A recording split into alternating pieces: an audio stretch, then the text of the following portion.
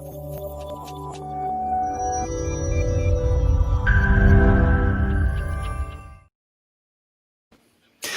morning, good afternoon, good evening. It's another great Pivotal Podspective. How are we doing this evening, this morning, this afternoon, wherever you guys are? Well, I'm here again, Elliot Brown, with my co-host, Adrian Drozd, and our guest extraordinaire, business coach, guest extraordinaire, Brittany Drozd. Yeah, you said it correctly. How you doing, Brittany? I'm doing great, guys. Thanks for having me. You're very, very welcome. And you're over in what I believe is a lovely time to be spending there this time of year in Rhode Island. That's right. Rhode Island, squeezed right between Boston and New York City. And it's lovely this time of year. Come out and take a sail. Well, because people go into Newport and you have lovely beaches over there. No, that's what you good. Remember that. Tempting. Listen, if things were different, I'd be there already. That's right. Just take a boat, just sail. Yeah, absolutely. Do you do boating? Do you like boats? Actually, I kite surf. So do you? kind of like sailing, right? Just your own little. Very cool. That's a very cool sport. Wow, you've outdone us on the coolometer now. That's it. Right. Blew it up already. We're done, right? Anyway, it's been lovely seeing you. Thanks. So you are a business coach and you help entrepreneurs and business leaders, and have been doing for the last decade with your business. So go on, tell us a little bit about yourself and your business, Brittany. Sure. So I help entrepreneurs and leaders make more money, become stronger leaders, and have fun and fulfillment in the process. Because I totally believe that your business should be built around your life. Yeah. And not the other way around. Yeah. That's so I've been helping people do that, and it has really helped me also grow my own business. I mean, I got into this, I come from a lineage of entrepreneurs, my grandfather, my father, and I saw them have some more struggles than I thought they needed to. I saw my dad miss out on some of some sports games and stuff growing up. And I thought, well, there's got to be a way to do this to make money, but also like have control of your life, because we don't go from, serving someone else and having to show up at these days, these hours, just to go turn around and do that in our own business. Yeah. People decide that it gets hard. So I help them change that, make it different. So you have a lot to live up to on one side because they're entrepreneurs, but then you sort of learn from their mistakes, which is always the best way to learn from other people's, and if you can, and you've used that to now help other people. You've learned from and seen those errors, and with great success from what I can see as well. Yeah, I mean, I think it's a success if I'm continuing to grow each and every day, and if I'm challenged and engaged. And so I've definitely pivoted several times within my business when I really found a focus I loved, and dove in, learned more about that. But I have the freedom to do it. And that's what I'm modeling and trying to teach people as well. Yeah, for sure. And do you deal with a lot of local businesses, or do you deal with people all over the place? Well, before COVID, it was, I would say, like 50-50. And now I'm getting inquiries from all over. So I think really COVID was a blessing in disguise for my business, in that I think it made people feel a bit more comfortable with being virtual. Yeah. And they saw that you could establish that kind of relationship and trust in someone, even through the screen. Yeah, for sure. I mean, listen, life was already going that way, and Adrian and I have spoken about this, a lot. It was already going that way, but it was like a turbo boost, wasn't it? It was like, so right now, it was almost rammed in everybody's faces, so they had to get used to it, which is great from a business point of view in a modern business world, isn't it? Totally. Yeah,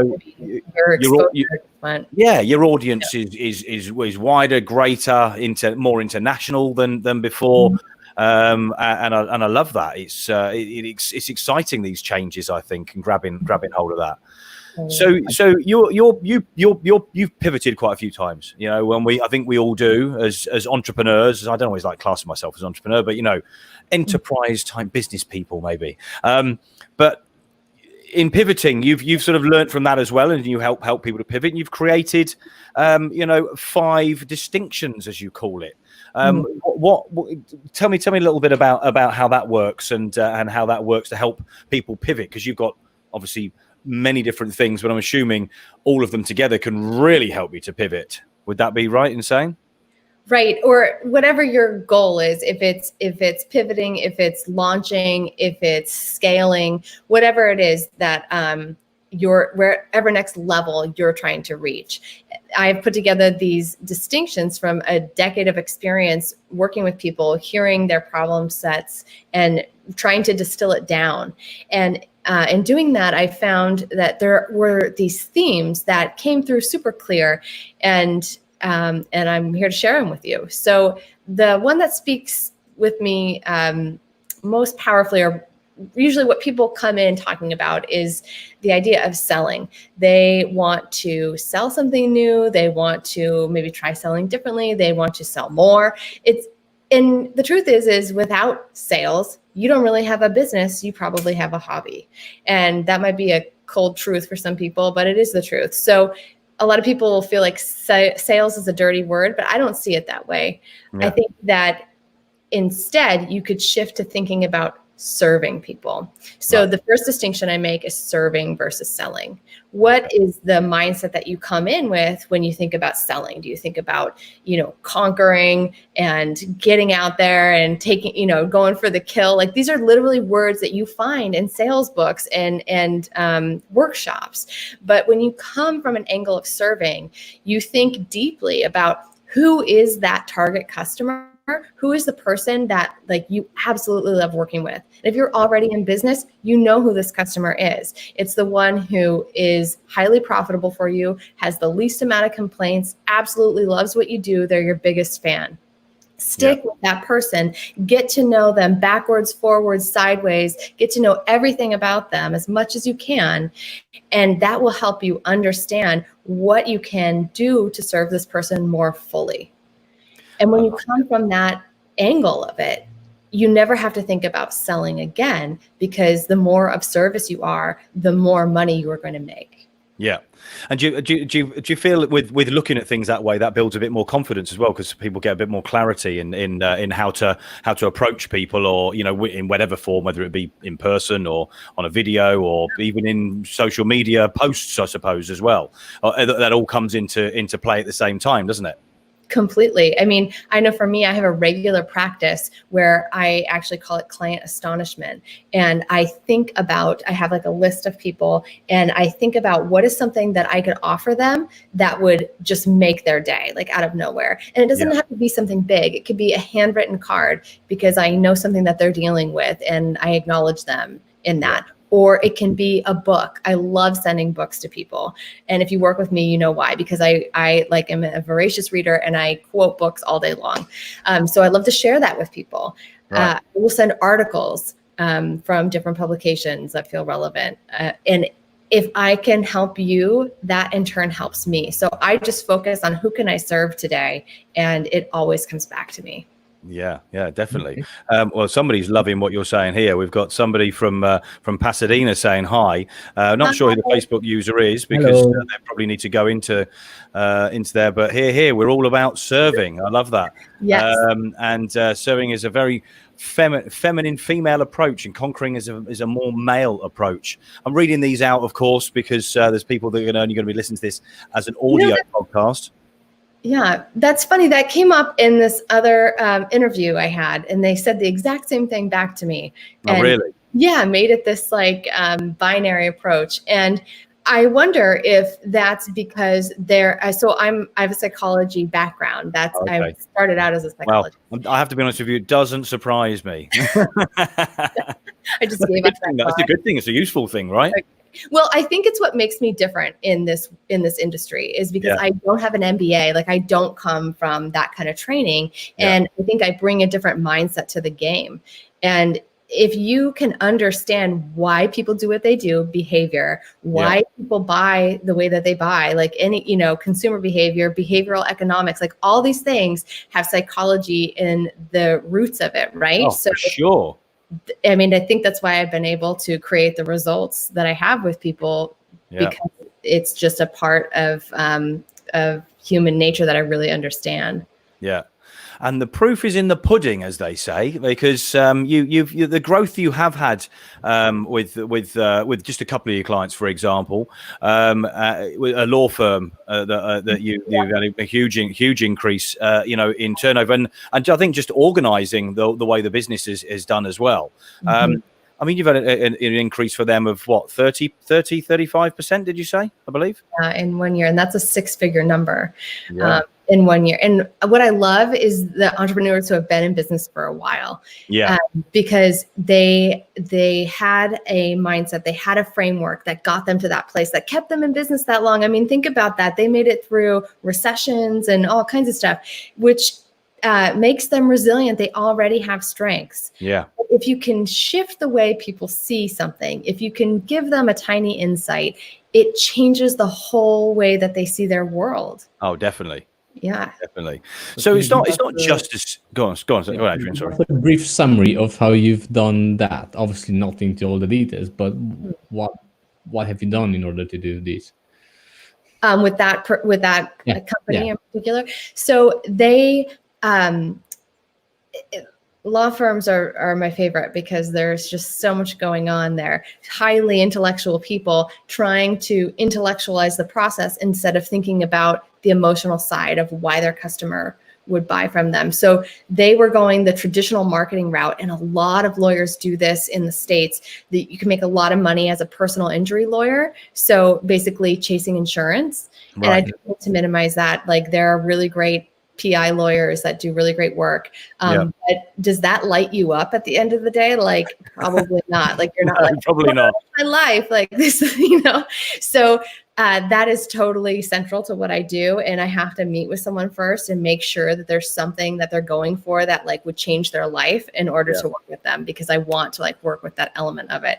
So what we figured out was they were going after marketing they thought they needed to do. Instead, the owner of the firm was super well connected, had even been recommended to become a judge, like really well respected, basically like an expert at what he does, and was not utilizing all of his referral power. And that's there's a real standard in doing that in law, which is great. The system, the structure was already there. He just needed to capitalize on it, but he didn't see it. It was right there. And so what we did, we shifted all the energy, and the great news is it didn't cost him anything. So he was saving money on marketing at the exact same time. But we just put out some really great messaging and thought about how could we add value to these other lawyers who are going to refer him clients. And we made those connections, and we created those dinners and invited people. And in the end, he was happier because he's hanging out with his friends. And this is the result of it. So it's just about you. I mean, it's always easier, I have to be honest with you, to look at it from your angle than it is from the business owner. I'm going to ask you this question, but to approach your own business in the same way, are you able to step away and step above? And I like to call it a helicopter view. Can you do that of your own business as well? So I have exercises that I do on a somewhat regular basis to get myself there. But the truth is, I have had my own business coaches. And that was a question I wanted to ask, because you obviously as an expert, I want to ask you, how difficult do you think it is if I have someone in my company to come up with ideas like that or with help, rather than actually asking someone from outside? I always see that you probably need someone from outside all the time in order to elevate yourself and the business as well. Sure. Yeah. I mean, as businesses and as people, we experience different seasons, just like you do where you live. And I think there is a time for growth, and there's a time for harvest, and there's a dormant period too. And so I don't always have a coach that I'm working with, but it is very evident when I'm ready to, because I'm like spinning my wheels. I'm saying yes to things I shouldn't say yes to. It just gets really clear for me. And so what I do is that's when I have a group of people that I consult with that I'd consider peers. And I kind of bounce it off of them first. And then I definitely go find someone who can get me on the track to the next level. And who would how could I even validate my own self or business if I didn't do that? Yeah. Right. Yeah. Sure. Who's dinging, by the way? Who's dinging over there? Is it you? Is it? I'm sorry. I turned off messages. I don't know why it's dinging. No. It's all right. I've had the phone ring when I've started before. It's like literally the minute when I go live, it rings. So it's absolutely fine. The program says it's closed, so I'm sorry. No, it's okay, not a problem. Hey, it's live. We can expect these live things. We invite these things that just like to throw us off track a little bit. It's fine. Yeah. We have another Facebook user. I don't know who's that's saying hi as well. Hi to the Facebook users. What you probably need to do is register your name.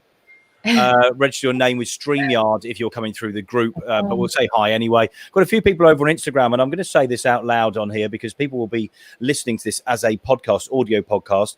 You need to join us on Facebook, Essex Business Radio, Facebook, my Facebook, the Essex Business Radio group, or YouTube or Twitter for Essex Business Radio as well. Sorry about that, but if you fancy going over, guys, come and join in so you can see the lovely Brittany that we're talking to from Rhode Island, who is just an extraordinaire in business coaching. So what else? What other distinctions have you got then? I like that sort of the different way of looking at things, and that clearly works. And it's not necessarily, I don't mean this in a rude way, not necessarily a complex thing. It's just sometimes you can see something that you just go, just try this. And if it's something that's cost effective in this way, cheap and in essence was free to do, is very easy to grow your network in doing those things just by trying to think a little bit outside the box. Sure. But distinctions wise, come on then. What else have you got us? What else have you got for us? Well, Elliot, you brought up another distinction of mine that isn't on this list of 5, but one that I absolutely love and just on, which is complex versus complicated. So complicated requires like an expert consultant at whatever that thing is. It's predictable, yet it's usually is multi-layered, and you need someone who's great at what they do to figure that out. Yeah. Complex is just about, a dynamicism that's happening. Right. And actually, I love to live in the complex. So I'm not necessarily an expert at your industry, whatever it is. That's how people ask, how can you coach people in different businesses? Well, it's because the coaching isn't necessarily complicated. It's complex. Just like that answer that I provided you about how I helped that firm. It wasn't complicated. I'm not a marketing expert. I don't know SEO and social media backwards and forwards like these people do. But I understood the dynamics that were at play and how to work with why people buy and what to do about it. Right. Okay. I like it. So it's simplifying things, really, isn't it? Yeah, it is really. So you asked me for another one. So another one that comes up, which is just so fun to play with, I think every entrepreneur could relate to this, is saying yes versus saying no. Oh. And this is kind of a trick distinction, because what got you to this level is that you said yes. You said yes to a ton of opportunities. Probably too many times, I reckon. So. Exactly. I love that. So You said yes. You said yes to like working 16-hour days. You said yes when you probably had a second job. Like you did all the things you needed to do and to hustle and to be gritty to get yourself to a business that was producing revenue that you could live off of. Yeah. But in order to get to the next level, you have to learn how to say no. Oh, okay. People up, because why would I stop doing the thing that got me here? Why would I stop doing the thing that made my dream business happen? Yeah. But what happens is you work too much. You say yes to too many things, just like you just said, right? And now you don't have time. You don't have time to do the work on your business because you're too busy working in your business day and night. Cool. This stops you from working strategically. This stops you from evaluating your systems and seeing how you could be more efficient, more productive. This stops you from creating that solid vision of how to move this business to the next level, how to move your life to the next level, whatever that means for you. Yeah. You said you love books. So in your business and on your business, I've read that book. but you've read it as well, definitely. Can you recommend that to our listeners? Just because I forgot, I'm very terrible with names of the books and authors, to be honest. But I know that book. So that is referenced a lot of places. I don't know which book specifically. It was about a lady that had a bakery or something like that. Oh, you're talking about the E-Myth, Michael Gerber. Exactly. The E-Myth by something Burger. Michael Gerber. Michael Gerber, yeah. Michael Gerber, which is close to Burger. Well, I'm glad I was able to get that right. Otherwise, I would have looked like a total liar. No. I love that. It's just books out there. Yeah. That's where I read it only, and like I said, that's where I recognize it from. So I'm useless. I'm useless in these books. Books get brought up quite a lot, and I'm useless. I don't read books. I know this is really I should do. In fact, I'm considering just getting.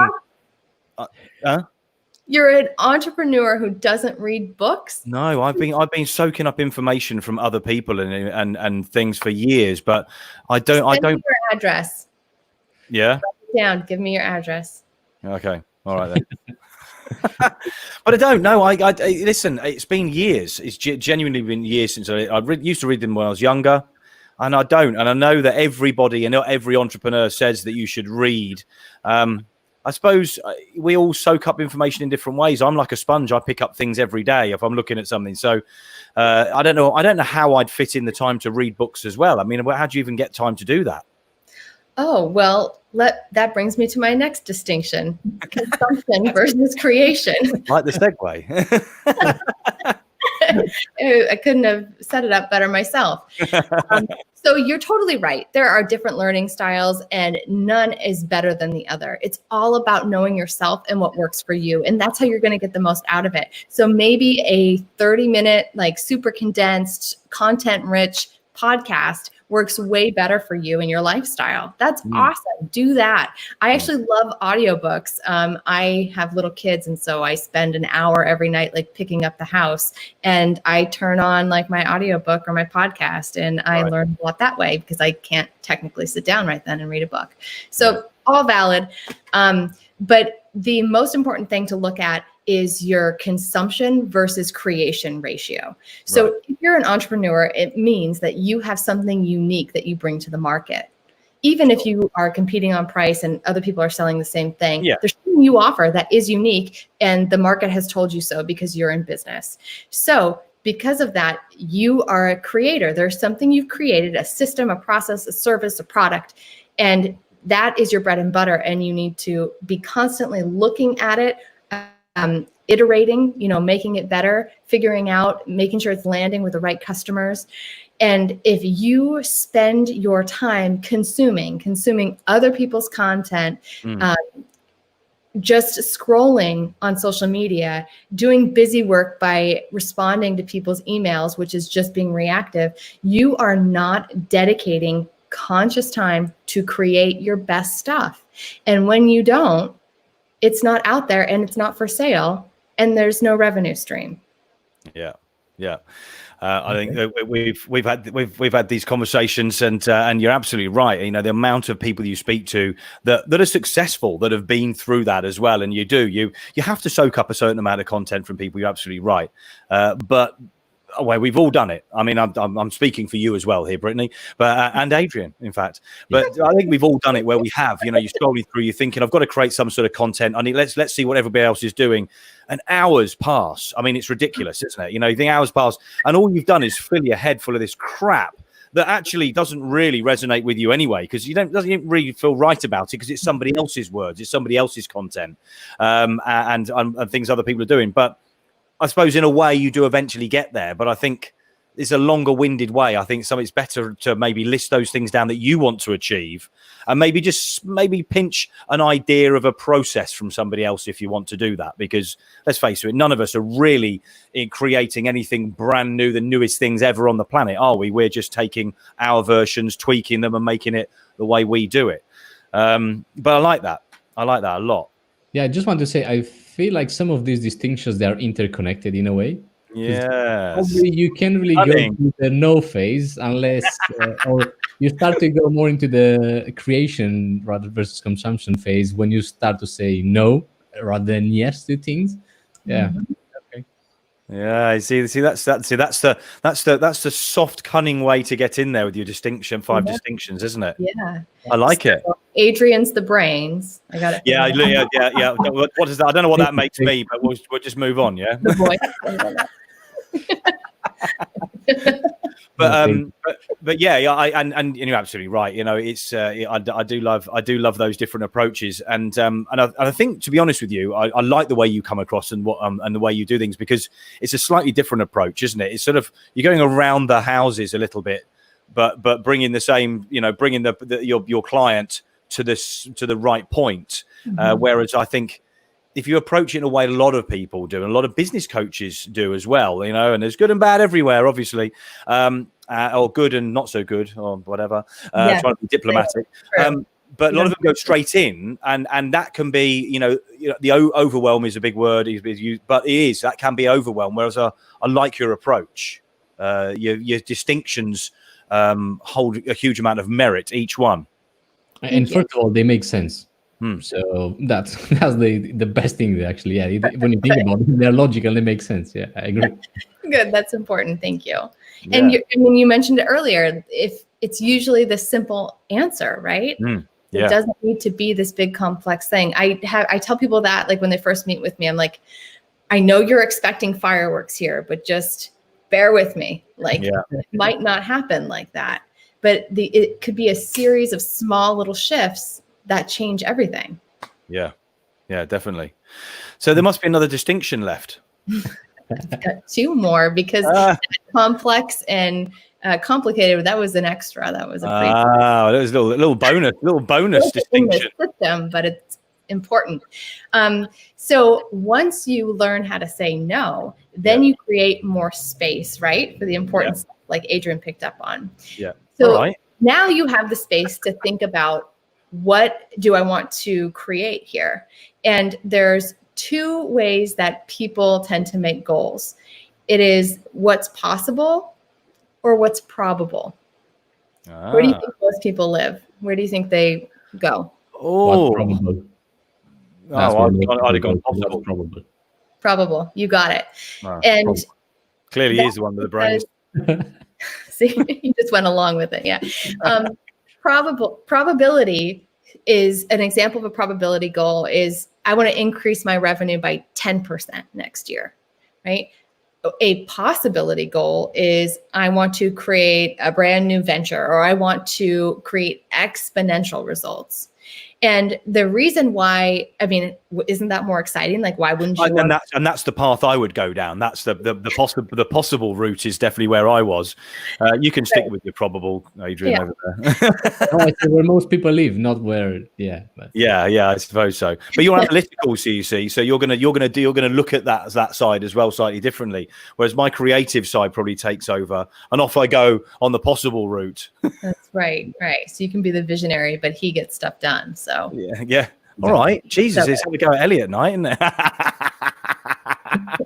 Luckily, I've got broad shoulders. I'm all right. It's from all that working out, right? But no, I mean, listen. There's entrepreneurs make up all kinds, don't they? You've got definitely the people that go for possible and probable.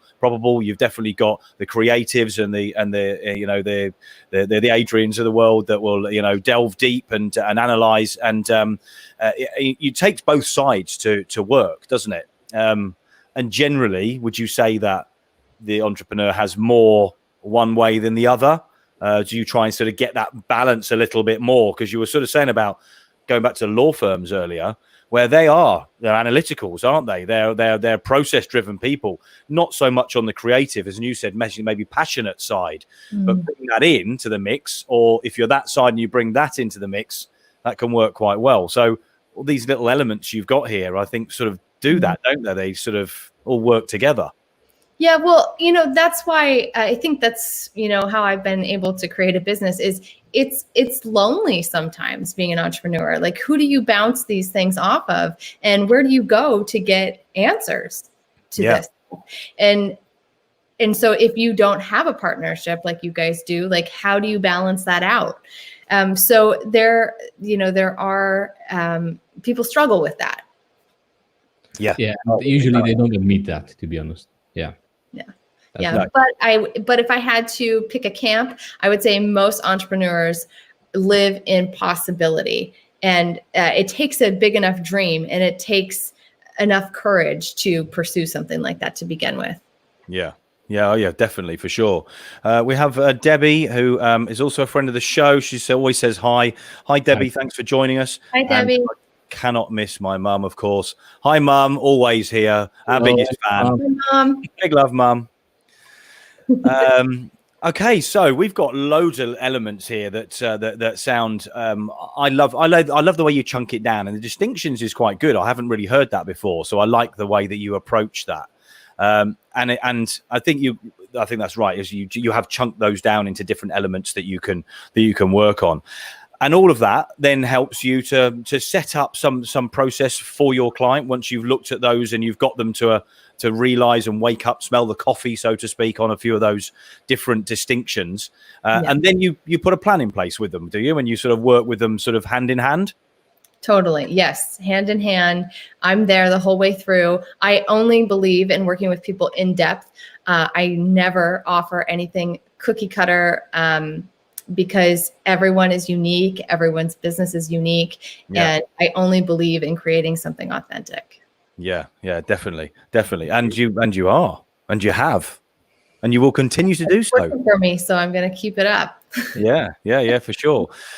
Before we started recording, you were saying that you've come from a line of entrepreneurs, right? Was that before we started recording or after? But very beginning. But yeah, so and you've learned quite a lot from your father, your family, and the way they have been entrepreneurs, and you sort of pass on some of the things that you've learned from a couple of generations as well, and your own experiences as well, right?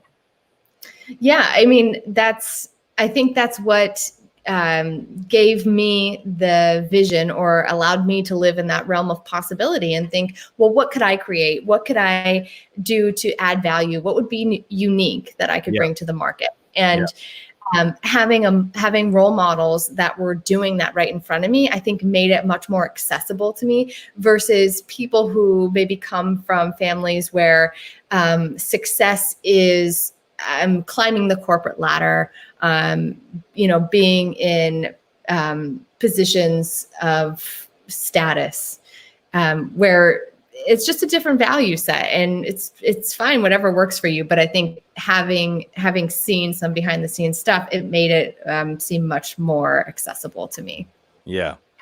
And am I right in saying that they maybe didn't enjoy life maybe to the fullest extent when they were being in their entrepreneurial, tapestry as is being created? That's going a bit too far, but you know what I mean. Do you sort of, you I think you realised that there was a balance, and that's why partly why you do what you do now and how you try and approach it. So I know that you've in essence cut the amount of time the CEO has to work as one of your clients, and they now have a better quality of life as well, do they? Yeah, and so I guess to talk about that case and to give some more context to my dad and my grandfather. Yeah. I mean, they enjoy life. Like, they are happy people, they have hobbies, but I know that if they could, they would have spent more time in their hobbies than in their work. And I think it was from not living in possibility enough, of trying to see it differently, seeing how you could get more with doing less.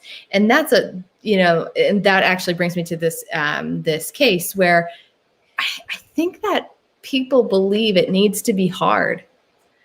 I feel that because I've seen it so many times. I feel like there's this part that gets ingrained in us from our previous generation, that if you just work hard, you can have what you want. But what if it were easy? But I think that's even in the newer generations. Look at Gary Vee. Gary Vee basically says every time, work 16 hours per day, no matter what, just work, and that's how you're going to get what you're going to get. Although when you look at Tim Ferriss, who wrote the 4-hour week work book, 4-hour per week workbook, it's a completely opposite way. So yeah. Right. So there's no right way. It's about what works for you and what you want to create. And that's why being so aware of the lifestyle that you want to create from this is very important, because otherwise you won't consciously create it. It will just happen and your life will be built around your business. And that's not the goal. Okay. So insights then, you're saying that they really, with all of these distinctions, that the insight into each of those elements is what really gets you that pivotal point of sort of moving and turning and getting the most out of your own personal life and your business as well, and what you're producing, service, products, whatever. But you work with law a lot. You work with in a lot of different arenas, or do you tend to work in sort of one more than the other? So I used to do a lot of law, but I would say that I work mostly in service-based industries. So that could be law to landscaping to accounting, hairdressing. I mean, seriously, if it's a service, that's where I have the most experience, because that's where you can really shift that. You can work with the mindset the most, and there's more human-to-human interaction, and that's my specialty. So yeah, for sure. I think it's easier to sell. I sold products for years. It's easier to sell products than it is to sell a service, because a service is definitely a mindset sell, isn't it? You've got to get your buyer into the right mindset, your potential clients and the people that you don't even know that are going to be clients. All of those people you've got to somehow get into the right sort of mindset, and you be in the right mindset. Otherwise, you're never going to get that out to them. Whereas a product is a product. It says what it is on the tin. It's got instructions. It is there. It's shiny. It's blue. Whatever it is, it's a lot easier. I mean, Adrian, you've done products as well, over the years or years ago, didn't you? Yes. Now you're selling, services as well, as we all are. Have you done products as well, Brittany, before? Have you done anything like that in the past in your previous working life? Yeah. Well, no, I have, and not in my previous working life, but I have worked with companies that sell products. Okay. And do you find it easier to work with those people than you do those clients than service based? No, I prefer service based for sure, because it's relational. I'm not looking for something easy. If I was, I wouldn't be here, So I want the challenge. I love the relational aspect of it. So if there's people involved, I'm there. I can help you. And there are, in a product business, there are people, but we just work with it differently. The thing about product too is you compete in different ways than you do in service. And so there's other external factors that come into it that. I think with the products, you work with bigger masses of people at a different level rather than the service base, where you work at a more closer, more personal level, and it's a better relation that you establish. Yeah. Well, one of our viewers has made quite a long comment. We're going to pop it up on the screen. And it's covered you up. I do apologise, Brittany. I won't keep it up for long. Yeah, if you just can poke your hands up so we know you're there. I fully agree. People have a belief system pleasing society's expectations. You are so resonating with me, and I have the same values. It's a mindset matter and understanding yourself first and how you can serve according to your own value. Thank you for this great interview. Love it. Well, that's a great thing to hear from one of our viewers. Again, if you are watching this and you are on Facebook, then you probably need to register your name with. There's a link in the group, and just go down to the bottom of there and put your name in so that we can see your name in future. But hi, anyway, loving the comments. What do you think, Brittany? That's awesome. I'm so happy. That's what I do. I want to just add value, and hopefully it resonates and lands, and hopefully it created an insight for you. Yeah, well, definitely has for me. What about you, Adrian? I already said definitely, yeah. As you've seen, I was quite active, remembering everything, trying to answer the questions correct. And I enjoy these type of quizzes sometimes. Okay, good. But my next question was, obviously, some of our listeners don't know about that, and we didn't know at the beginning. So you're doing CrossFit as well, and obviously some other sports. How that helped you with your business life as well? So what you can translate from CrossFit and the other sports that you're practicing into the business life? Okay, that's a really, now you're quizzing me. This is good. So That's the whole point. You're the guest extraordinaire. What CrossFit has taught me is discipline. So if you set up systems and you are consistent, you can create the outcome you're looking for.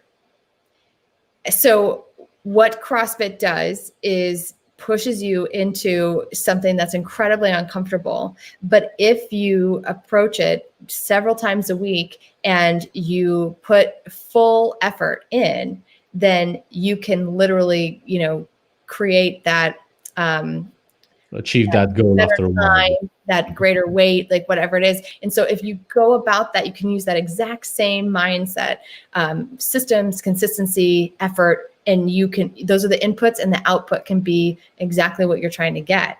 But those are the components, right?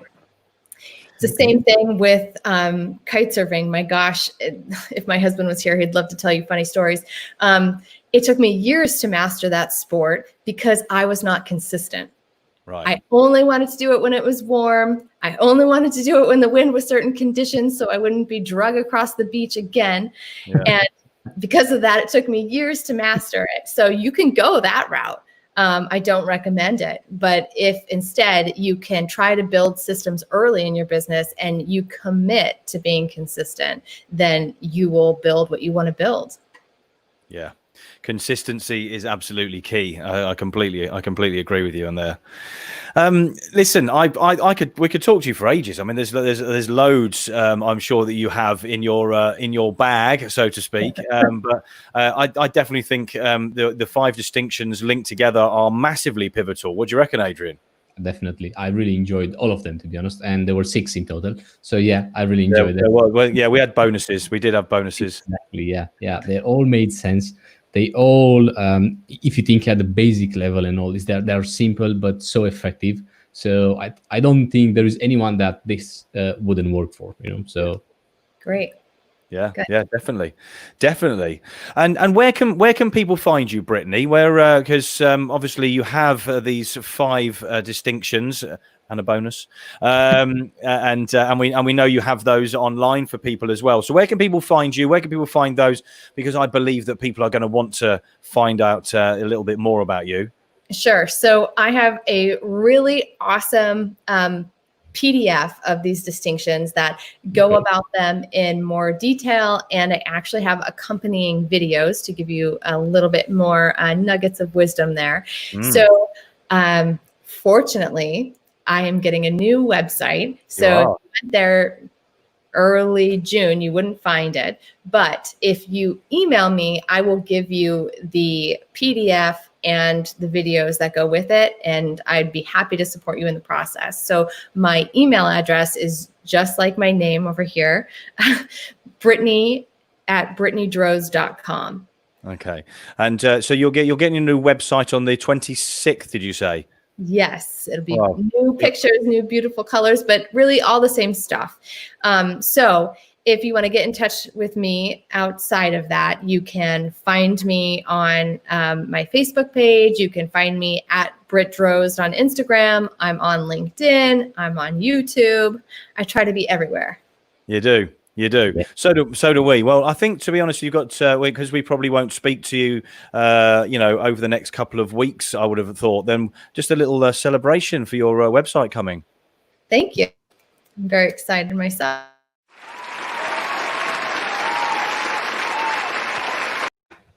Okay.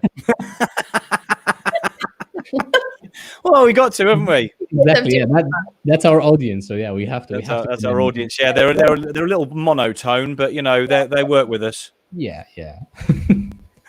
Well, it's been an absolute pleasure, Brittany. Thank you very much for joining us this evening. I've learned some stuff without a shadow of a doubt, and I guarantee you, there's going to be people out there, even if they think they know it all, will always be able to pick things up. And I'll be going and checking out your 5/6 distinctions as well. Yeah, we need that PDF as well, definitely. yeah, for sure. And we'll make sure that there's a link on the YouTube video and stuff when this goes up, and posts and things that'll be going up over the next week or so, and the audio will be going up, and you'll be able to share that across your platform for us as well, won't you? Yes, of course. All of them. Good. Excellent stuff. Well, listen, thank you very much. I really appreciate you coming on the show. It's been informative and exciting. And I love your approach. Adrian, what are you saying? What I can say, it's been really lovely. As you can see, I've enjoyed it. A bit more than Elliot, but yeah. All right, Thank you guys. My pleasure. I really enjoyed it. Yeah, thank you for everything, Brittany. It was great. Well, listen, good luck with everything when the launch of your website. We'll be keeping a close eye. Anything that we can do to help, then just let us know.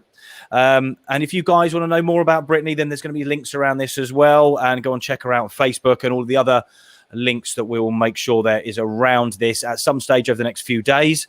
If you want to find out more about Essex Business Radio and the Pivotal Podspective, then you want to be checking out our social media platforms, all of them, all the profiles, Essex Business Radio, apart from Twitter, which is Essex Biz, BIZZ Radio, YouTube. Go over there, subscribe and like, and get warned when we're coming online, all of that stuff. Just do it. We're like Essex Business Radio on demand, as Brittany is everywhere as well. Yeah, and we have great guests, every time. So it's just free, very valuable information. It would be a no-brainer, to not subscribe. Absolutely. So Tuesday, Wednesdays, and Thursdays live on Facebook, YouTube, and Twitter.